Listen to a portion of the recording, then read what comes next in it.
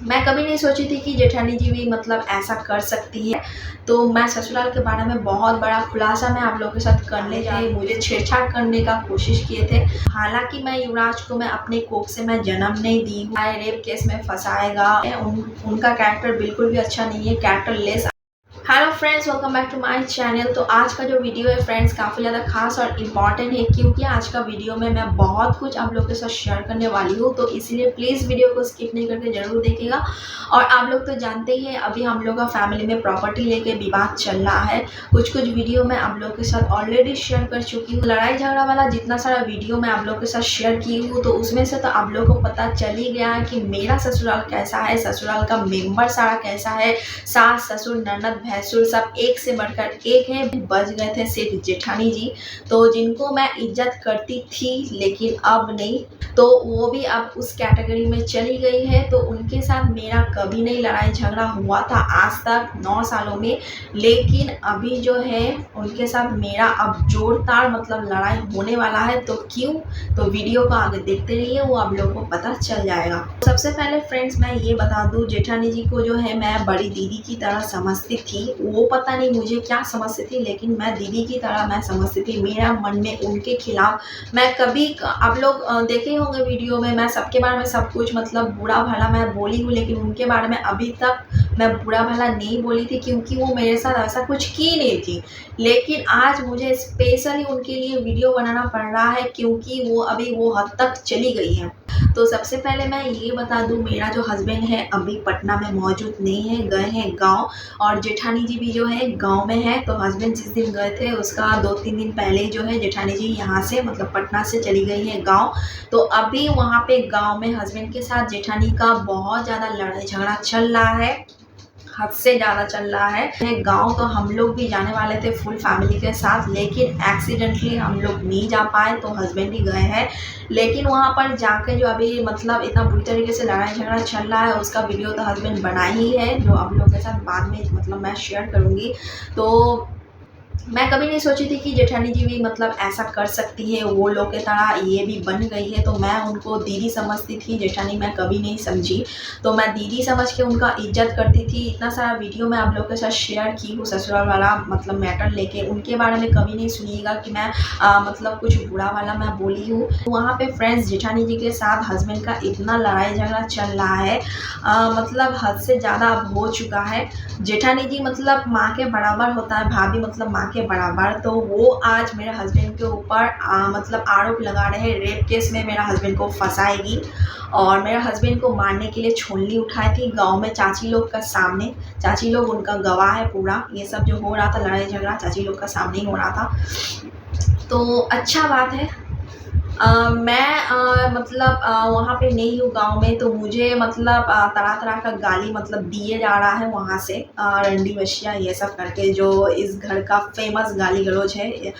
तो मैं ये बता दूँ, सबसे पहले जो इस घर का जो माहौल है बहुत ही ज़्यादा ख़राब है। मेरा सास, ससुर, ननद, भैंसुर ये सब मतलब बहुत ही गिरा हुआ इंसान है, आप लोग बोल सकते हैं। तो इतना घटिया और इतना गिरा हुआ ससुराल मुझे मिला, मैं मतलब क्या ही बताऊँ, ससुराल बोलने में भी मुझे मतलब बहुत शर्म लगता है।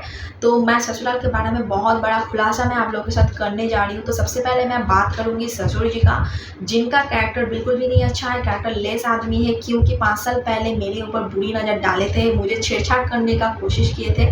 तो इसी की वजह से मैं उनके साथ मतलब 5 सालों से मैं बात नहीं की थी। जिस वक़्त ये घटना घटा था उस टाइम मम्मी मतलब मम्मी और भैंसुर जो थे, मैं हस्बैंड को बताया, हस्बैंड दोनों को बताया, भैंसुर और सास को। तो वो लोग सब मिलके जो है ये बात को दबा दिया। बोला कि बाप का इज्जत बाहर मत निकालो, बाप का इज्जत बोल के ये सब बोल के मतलब इमोशनल ब्लैकमेल किया गया था उस टाइम, ताकि मेरे ऊपर मतलब जो मतलब हादसा हुआ वो सब किसी को पता ना चले। लेकिन मैं तो मानने वाली लड़की नहीं थी, मैं सबको बता दी थी, हस्बैंड को बताई थी। तो हस्बैंड जो है गाँव में चाचा चाची मतलब और भी जो है सबको मतलब अधिकतर आदमी को जो रिलेटिव में था सबको मैं बताई दी थी। तो इसी के वजह से जो है 5 साल से मतलब ससुर जी का मैं मुंह भी नहीं दर्शन की थी।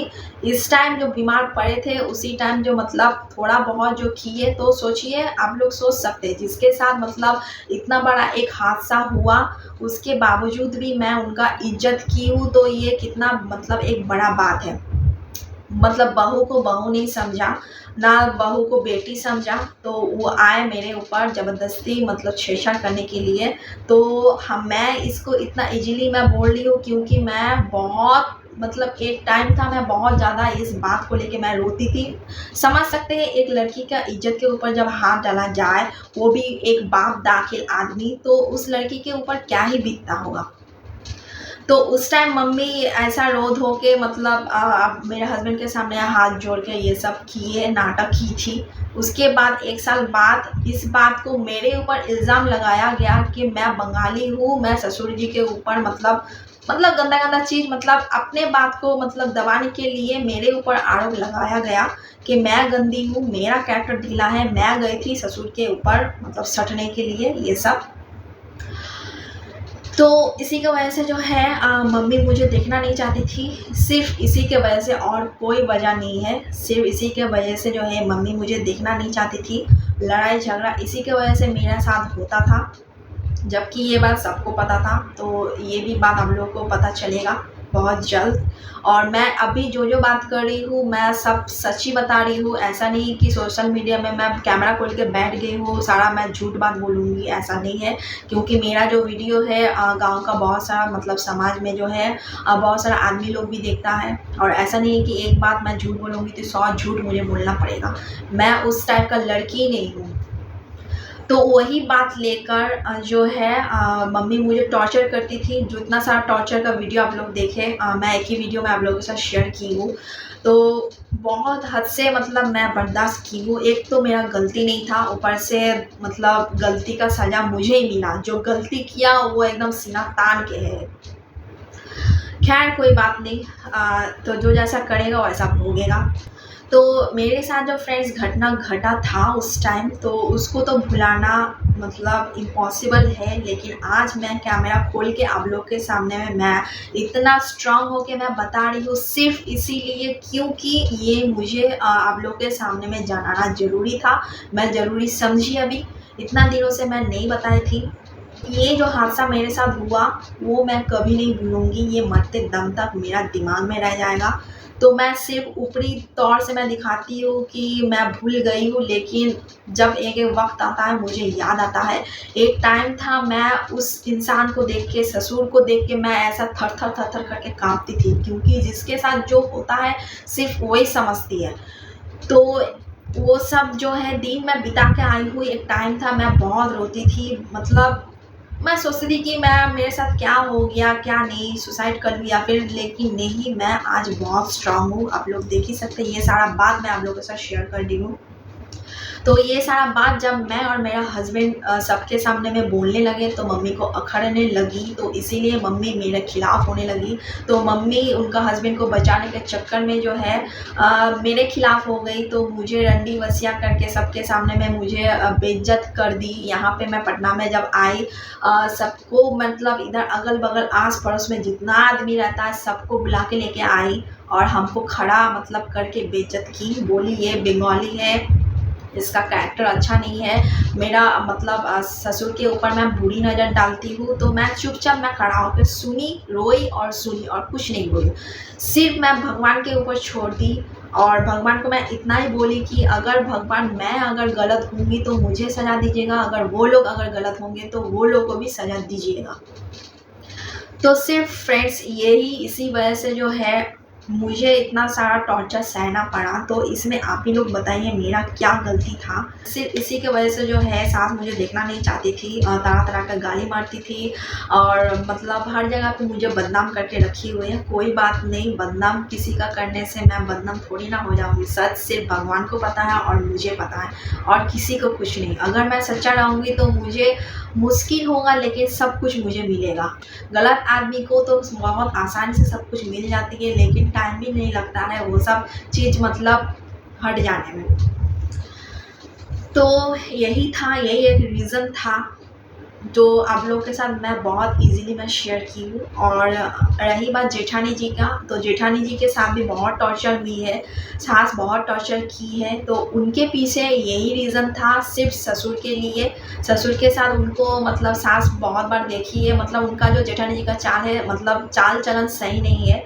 मतलब देह में सट के चल जाती है। तो कोई भी आदमी ऐसा देखेगा, आपका मतलब हस्बैंड को देखेगा किसी के साथ ऐसा सट के, वो भी बेटी दाखिल जेठानी जी, तो बहू तो बेटी का सामान्य होता है। तो ये सब के वजह से जो है मम्मी के साथ जेठानी जी का और मम्मी के साथ ससुर का बहुत ज़्यादा लड़ाई झगड़ा होता था। पूरा गांव समाज को पता चल गया था कि जेठानी जी के साथ ससुर का गंदा रिलेशन है। तो इसी की वजह से मेरा जो घर है यहाँ पे पटना का घर, हम लोग तो मतलब इन लोगों के साथ कभी मतलब एक साथ नहीं रहे, हम लोग अलग ही रहते थे अपार्टमेंट लेकर। तो हम लोग बाद में आए यहाँ पे पटना में। तो यहाँ पे पहले पापा मम्मी भैया जेठानी और ननदी रहती थी। तो अभी जब हम लोग यहाँ पे आए, तो यहाँ पे आप लोग तो देखे ही वीडियो में चप्पा चप्पा, मतलब हर एक कॉर्नर में कैमरा लगा हुआ है, सिर्फ जेठानी जी के चक्कर में। क्योंकि मम्मी जो है शक करती थी, मतलब देखी थी कुछ तभी ना शक करती थी। ऐसा थोड़ी ना जो मतलब बिना मतलब का अपने हस्बैंड के ऊपर शक करेंगे। तो कुछ घटता है तभी जाके रटता है। ये एक रीज़न था जेठानी जी के ऊपर टॉर्चर होने का। और एक रीज़न था जेठानी जी का जो है अभी 10 साल शादी का होने जा रहा है, उनका एक भी बच्चा नहीं है। तो इसी के लिए मम्मी जो है टॉर्चर करती थी मेरी सास। भैया को बोलते थे दूसरा शादी कर लो, बाँझ है, ये है। तो यही सब बोल बोल के जो है मम्मी जेठानी जी यहाँ पे थी, तो जेठानी जी को भेज दी गांव टॉर्चर करने के लिए। गांव में भेज दी तो 2-4 गाय खरीद दिया, तो वही सब करती थी गांव में। तो यही रीज़न था हम लोग के ऊपर टॉर्चर करने का। तो फ्रेंड्स, अभी तो आप लोग ये समझ गए कि जेठानी जी के ऊपर क्यों टॉर्चर होता था और मेरे ऊपर क्यों टॉर्चर होता था। टॉर्चर हम लोग दोनों सहे, लेकिन मैं कभी मतलब सोची नहीं थी कि जेठानी जी भी आज मेरे खिलाफ हो जाएगा, सिर्फ संपत्ति का लालच में। आज मेरा हस्बैंड को धमकी दे रहा है कि पटना का जो है ये जो मतलब जहाँ पे हम लोग रहते हैं, ये सारा प्रॉपर्टी भैया के नाम पे है। तो वो आज धमकी देती है जेठानी जी कि तुम लोग को पटना से निकल के रहेंगे, एक भी संपत्ति होने नहीं देंगे। मतलब इतना गांव में 2 साल रही नहीं कि सिंह ज़्यादा उनका बढ़ गया, उन्हीं को खाली गाली गलौज आता है, हमको नहीं आता है। मेरा माँ बाप वो नहीं हमको शिक्षा दे के भेजी है कि गाँव में जाके बड़ों को गाली गलौज करो, बिना मतलब का इल्ज़ाम लगाओ।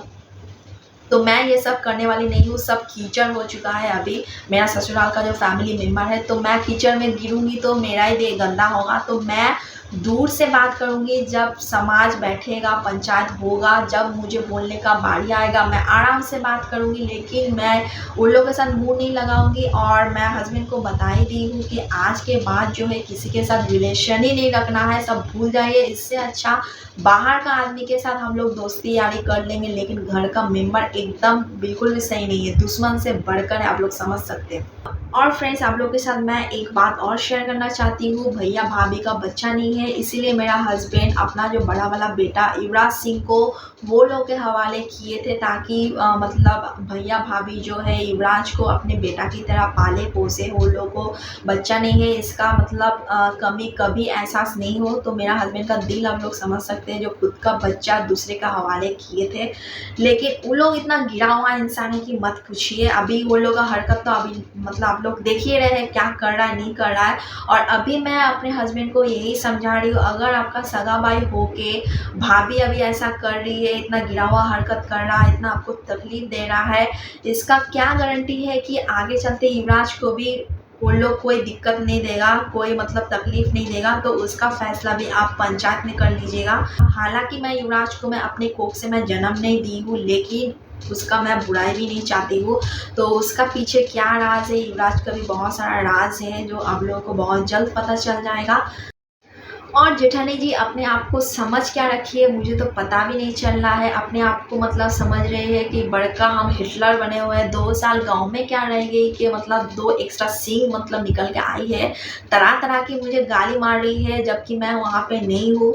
तो उनको लगता है मुझे गाली गलौज नहीं आता, बाखूबी से आता है। ऐसा गाली गलौज आता है, कान से खून भी मैं निकाल सकती हूँ। लेकिन मैं उस कैटेगरी का लड़की नहीं हूँ कि बिन मतलब का गाली गलौज करके अपना मुंह खराब कर ले। अभी जो कर रहा है करने देते हैं, जब तक पंचायत नहीं हो रहा है तो बर्दाश्त करेंगे तो तभी ना कुछ मिलेगा। अगर वो कुत्ता भूकेगा उसके साथ हम भी भूकेंगे तो क्या ही होगा, तब तो बात बराबरी पे आ जाएगा।